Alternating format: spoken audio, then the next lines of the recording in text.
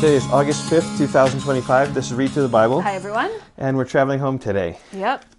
So we are traveling from Durango and flying back to Chicago and then going home. Yeah, we'll be home sometime tonight. And we're going to hit the ground running. I have a lot to do next couple weeks. Yeah, it will be full. But we're looking forward to seeing many of you and, just picking up where we've left off. Today, we're in the book of Joshua. Right. So we have been bouncing back and forth between the Old and New Testaments. We just finished the book of Luke. And by the way, yesterday we did Luke 24 in the morning, and then we did a recap edition of the whole book of Luke in the afternoon. So if possible, try to listen to both of those. Yep. And so now we're starting Joshua, so we're back in the Old Testament. And we're picking up where we left off. And we left off in Deuteronomy chapter 34. You remember Moses was giving the last sermons of his life, encouraging the people of Israel to follow the Lord and be faithful to him and come and conquer the land as he promised. And now in Joshua, we're going to see Israel actually capture that land. That's right. And so the leadership of this very, very large group of people has been transferred from Moses to Joshua, and now Joshua is very capable, and he is going to lead the people into the promised land. They are still probably mourning the loss of Moses, but they're moving forward. Yep. Okay, so we see in Joshua chapter 1, the first thing is God commissioning Joshua, as the ESV heading says there. This is just God charging Joshua what he needs to do. He needs to be strong and courageous. So here we go, Joshua chapter 1. After the death of Moses, the servant of the Lord said to Joshua, the son of Nun, Moses' assistant, Moses, my servant, is dead. Now therefore arise, go over this Jordan, you and all this people, into the land that I am giving them to the people of Israel. Every place that the sole of your foot will tread upon, I have given to you, just as I promised to Moses. So here's, like you see, the continuation from Exodus 34. He promised it to Moses and the people, and now he's telling Joshua to go ahead and complete everything that he's promised. From the wilderness of this Lebanon, as far as the great river, the river Euphrates, all the land of the Hittites, to the great sea, toward the going down of the sun, shall be your territory. No man shall be able to stand before you all the days of your life. Just as I was with Moses, so I will be with you.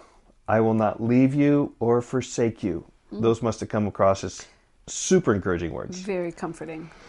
Be strong and courageous, for you shall cause this people to inherit the land that I swore to their fathers to give them. Only be strong and very courageous, being careful to do according to all the law that Moses my servant commanded you.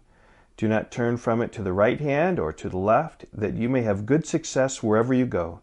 This book of the law shall not depart from your mouth, but you shall meditate on it day and night, so that you may be careful to do according to all that is written in it. For then you will make your way prosperous, and then you will have good success. Have I not commanded you? Be strong and courageous. Do not be frightened, and do not be dismayed. For the Lord your God is with you wherever you go.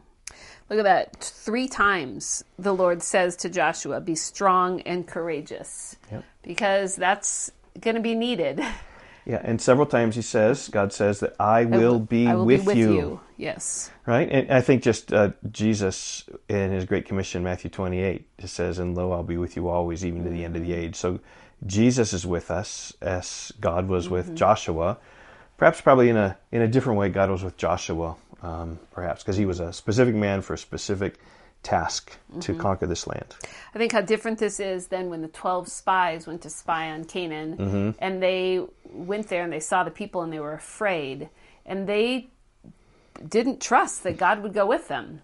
And they were not strong and courageous. Right, exactly. And so this is like another chance, a second chance at going into the land. And the next generation.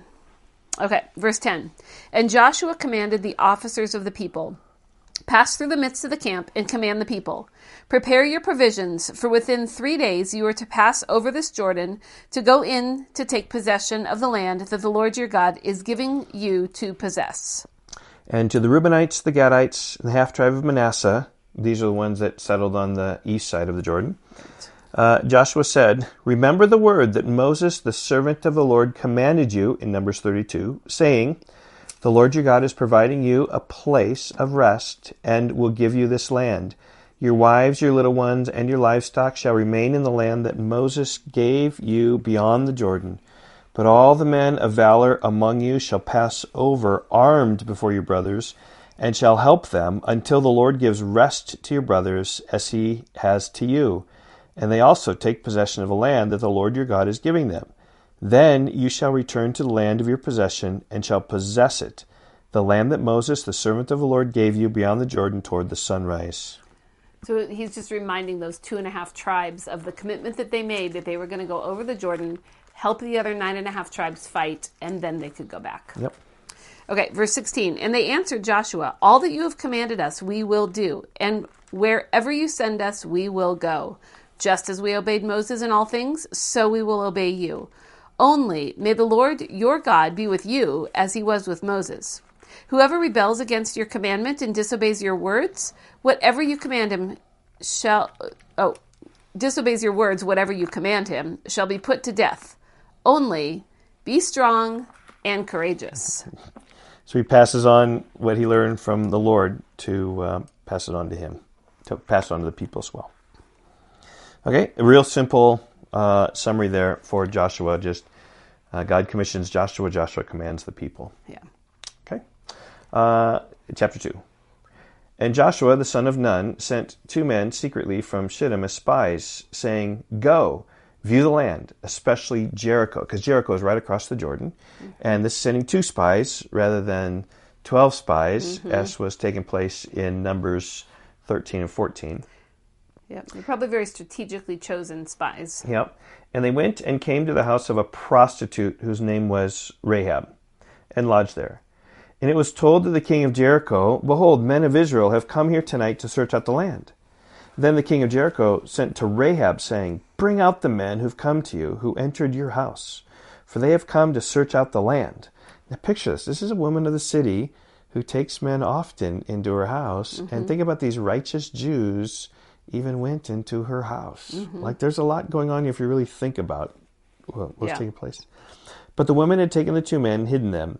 And she said, True, the men came to me, but I did not know where they came from. And when the gate was about to be closed at dark, the men went out. I do not know where the men went. Pursue them quickly, for you will overtake them. But she had brought them up to the roof and hid them with the stalks of flax that she had laid in order on the roof. So the men pursued after them on the way to the Jordan as far as the fjords, and the gate was shut as soon as the pursuers had gone out. Verse 8. Before the men lay down, she came up to them on the roof and said to the men, I know that the Lord has given you the land, and that the fear of you has fallen upon us, and that all the inhabitants of the land melt away before you. I think it's amazing that she knew that. She knew that reputation that they had. Yeah, and this is in fulfillment of what God had told Moses. I have 2 verses written down before me, just right on the side in the margin. One is Deuteronomy 2:25, and the other is Deuteronomy 11:25. Let me just read 2:25.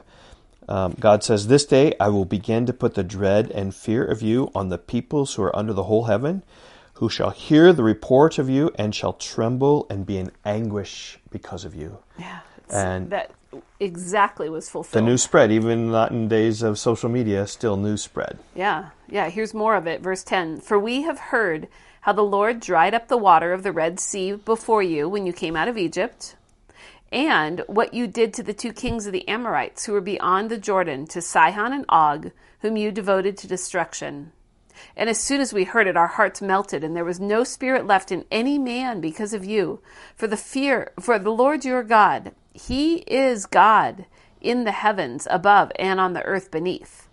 Now then, please swear to me by the Lord that as I have dealt kindly with you, you will also deal kindly with my father's house, and give me a sure sign that you will save alive my father and mother, my brothers and sisters, and all who belong to them, and deliver our lives from death. And the men said to her, Our life for yours, even to death. If you do not tell this business of ours, then when the Lord gives us the land, we will deal kindly and faithfully with you. And here's the plan. Then she let them down by a rope through the window, for her house was built in the city wall. so that she lived in the wall. And she said to them, "Go into the hills, or the pursuers will encounter you, and hide there 3 days until the pursuers have returned. Then afterward you may go your way." The men said to her, "We will be guiltless with respect to this oath of yours that you have made us swear. Behold, when we come into the land, you shall tie this scarlet cord in the window through which you let us down, and you shall gather into your house your father and mother, your brothers, and all your father's household. Then if anyone goes out of the doors of your house into the street, his blood shall be on his own head, and we shall be guiltless. But if a hand is laid on anyone who is with you in the house, his blood shall be on our head. But if you tell this business of ours, then we shall be guiltless with respect to your oath that you have made us swear." And she said, "According to your words, so be it." So she sent them away, and they departed. She tied the scarlet cord in the window. Yep, there's the plan of how she and her family are going to be saved. Verse 22, they departed and went into the hills and remained there 3 days until the pursuers returned. And the pursuers searched all along the way and found nothing. Then the 2 men returned. They came down from the hills and passed over and came to Joshua the son of Nun. And they told him all that had happened to them. And they said to Joshua, I love this, the report that they give. They say, "Truly the Lord has given all the land into our hands, and also the inhabitants of the land melt away because of us." Yeah. So they just felt the confirming hand of God in Rahab and what she had said. Right, and you see, I think their faith, trusting that they're going to be victorious in this land because the Lord is with them. Yeah, and I sort of saw something like that last night. I went to a chess club meeting because of Jenna's brother is into chess, and so I'm into chess. And so I played chess, and we're sitting down playing, and this new guy shows up. No one knew this guy, and he's playing Jenna's brother, and then Jenna's brothers asked him, "What do you do for a living?" He said, "I'm a pastor." So I'm a pastor of a church. I just came here. I've been here 2 weeks. And I think that in the same sense, I sense just God working in His sovereignty, that this is the only time I ever came to this chess club to play chess. This pastor, in seeking to reach out to the community, shows up, and I'm just praying I might be an encouragement to him as he pastors this church. And I'm somewhat familiar with the church, and Jenna and Asar know about the church, and I just sense the Lord's hand in this, that potentially I'll be an encouragement to him. And so just like this, they knew that God was with them in this event, that they knew for sure they would be able to take the land. So when we deal with a summary of this chapter, it's very interesting. Like this, if you know this chapter well, you can just say something like Rahab hides the spies. But if you don't know it well, then you can add a bunch of embellishment, like you did, right? Yeah, I added about the end and just the report that the spies gave to Joshua, that they were confident that the Lord has given the land into their hands. Yep. And mostly I just want to remember that detail because I think it's often forgotten in the midst of the story of Rahab hiding the spies. Yeah. Okay, we will see you tomorrow in this great book of Joshua. Okay, bye-bye. Goodbye.